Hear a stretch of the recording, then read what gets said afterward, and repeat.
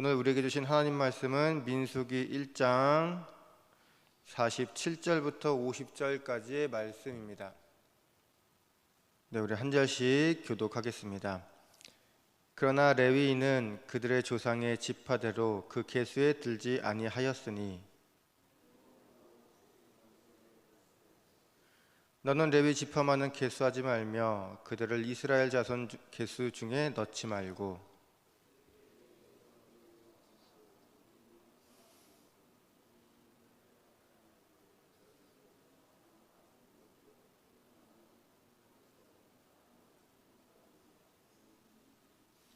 아멘. 네, 오늘 하루도 거룩한 주일에 주님께 말씀과 기도로 하루를 시작하는 성도님들에게 주님의 은혜가 함께하기를 진심으로 축복합니다. 민수기라는 제목은 백성의 수를 센다는 의미로 붙여진 이름인데요. 히브리어 원전에는 1장 1절의 다섯 번째 단어인 광해에서라는 뜻의 베 미드바르 이렇게 되어 있습니다. 그래서 민수기란 하나님께서 부유하게 하신 백성들이 어떻게 가나안까지 하나님의 인도하심을 따라가며 광야에서 살아가는지 보여주는 책입니다. 야곱의 가족들 그리고 종들까지 총 70여 명의 가족들이 애굽으로 내려간 지 430년 후에 이들은 하나님의 은혜로 애굽의 노예 생활을 탈출하게 되었습니다. 그리고 40년 동안의 광야 생활을 거쳐 마침내 가나안 땅으로 들어왔죠. 이때 계수된 20세 이상의 남자만 60만 3,550명이라고 하는데 만약 여자와 아이들까지 합친다면 최소 200만 명에서 아마 250만 명 정도의 대규모 민족이었을 겁니다. 그런데 잘 생각해 보면 430년 동안 70여 명의 사람들이 최소 200여 명, 250여만 명의 인구로 성장할 수 있었던 데에는 하나님의 보호하심이 없었다면 불가능하지 않았을까 그런 생각이 들지 않습니까? 민수기의 핵심 단어는 두 단어인데요. 화면 함께 보실까요? 두 가지가 있습니다. 첫 번째는 인구조사, 그리고 두 번째는 방황입니다.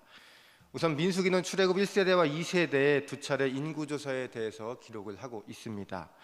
그리고 둘째, 민수기는 약속의 가나안 땅에 들어가기 전 광야에서 계속되는 이스라엘 백성의 방황에 대해서 또 이야기를 해주고 있습니다. 오늘 본문은 1장의 마지막 구절로 당연히 하나님의 1차 인구조사의 명령에 해당되는 내용인데요. 여기서 하나님은 이스라엘 자손 중 전쟁을 할 수 있는 20세 이상의 남자를 각 진영별로 세보라고 그렇게 명령하셨습니다.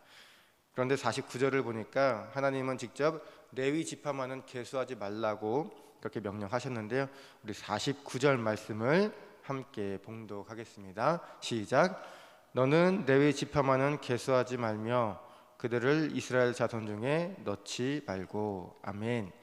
그 이유는 50절에 기록되어 있는데 하나님은 레위인을 오직 성막 봉사에만 집중하게 하셨기 때문입니다.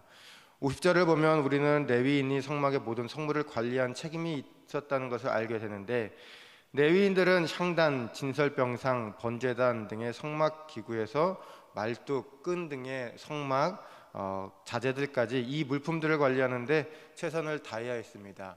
그래서 하나님께서 레위 지파만은 계수하지 말라고 지시하셨고 레위 지파는 이스라엘 병사들을 계수하는 과정에서 당연히 제외되었습니다.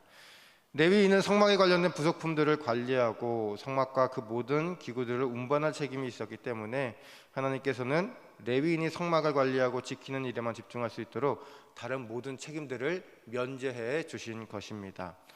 우리는 이 부분에서 거룩한 것을 지킨다는 것이 참 매우 중요한 것이다 라는 것을 알게 되는데요. 하지만 원래부터 레위 지파가 이렇게 선택된 지파는 아니었습니다. 레위는 시므온과 함께 누이 다나가 히위 족속의 수장 세겜에게 수치스러운 일을 당했을 때 이 히위 족속에게 피해 복수를 했어요. 시므온과 레위는 할례를 받지 않은 자들이 어떻게 우리 누이와 사돈을 맺을 수 있냐 이렇게 이야기를 하면서 할례를 요구했고 히위 족속의 모든 남자들은 할례를 받았습니다. 그런데 이게 웬일이죠? 히위 족속이 할례 받은 지 3일이 지나고 모든 남자들이 이제 아파하고 있었을 때 시몬과 레위는 칼을 가지고 성읍 기습해서 모든 남자와 세겜 그리고 그의 아버지 하몰도 죽이고 또 성읍을 누락질하기도 했습니다.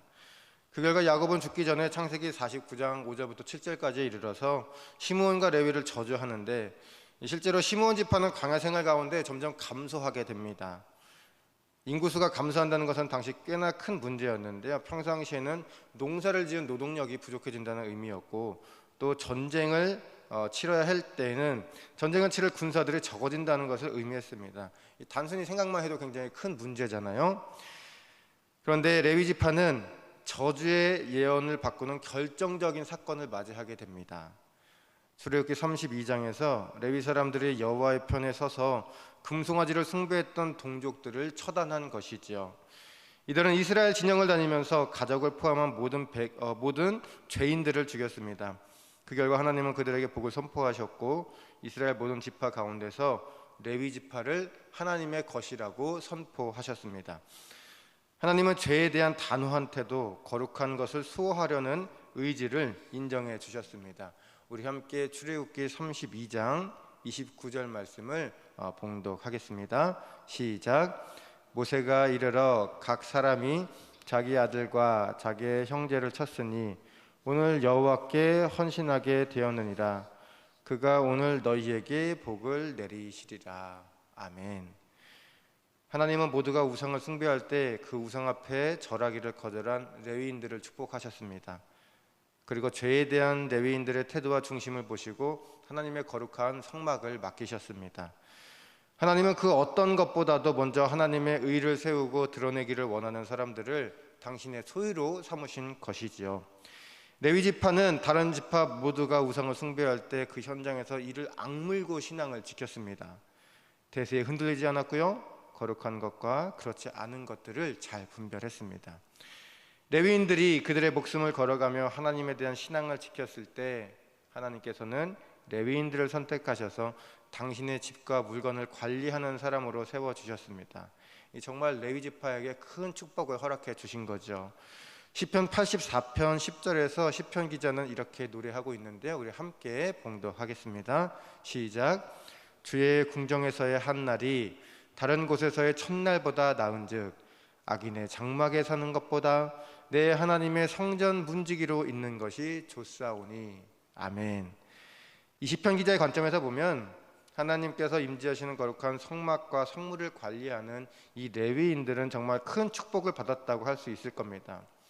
그리고요, 레위인들이 이렇게 큰 축복을 받을 수 있었던 이유는요, 모든 사람들이 금송아지를 숭배했을 때 단호하게 우상 숭배를 거절했고, 그리고 신앙을 지켰기 때문이었습니다. 여기 모이신 사랑교회에 계신 성도 여러분, 모든 사람들이 예스라고 말할 때 단호하게 노를 외치면서 신앙을 지켰던 레위인처럼 거룩함의 형상을 회복하며 살아가시기를 바랍니다. 그래서 하나님의 언약궤가 있는 거룩한 성막이 우리 성도님들의 마음속에 날마다 새롭게 세워지기를 소망합니다. 두려움과 떨림으로 하나님을 경외하고요, 또 하나님의 율법과 규례가 날마다 성도님들의 가슴에 새겨져서 거룩함을 회복하는 우리 저와 여러분 될 수 있기를 주님의 이름으로 축복합니다. 다 함께 기도하시겠습니다. 할렐루야. 사랑과 은혜가 충만하신 좋으신 하나님, 참 감사를 드립니다. 거룩한 주의 말씀과 기도로 또 저희들 거룩하게 나아가게 하시니 참 감사를 드립니다. 저희들 언제나 주님 안에서 기뻐하고 또 기뻐하며 살아갈 수 있도록 인도하여 주옵소서. 아무리 어렵고 힘든 일 마주할지라도 내 안에 주님이 계시고 또 구원받아 천국 백성 되었음을 기억하며 주님의 은혜와 사랑으로 승리할 수 있도록 인도하여 주옵소서. 저희들 언제나 주님의 거룩한 백성으로 살아가기를 원합니다. 언제나 주님 말씀에 순종하게 하시고 순종을 통해 하나님의 능력과 권세 그리고 사랑과 은혜를 경험할 수 있도록 인도하여 주옵소서. 저희들 말씀과 기도, 예배와 순종을 통해 주님께 영광 돌리게 하시고 삶에서는 감사의 제목들이 넘쳐나도록 역사하여 주옵소서. 이 모든 말씀 사랑이 많으신 우리 주 예수 그리스도 이름으로 기도드렸습니다. 아멘.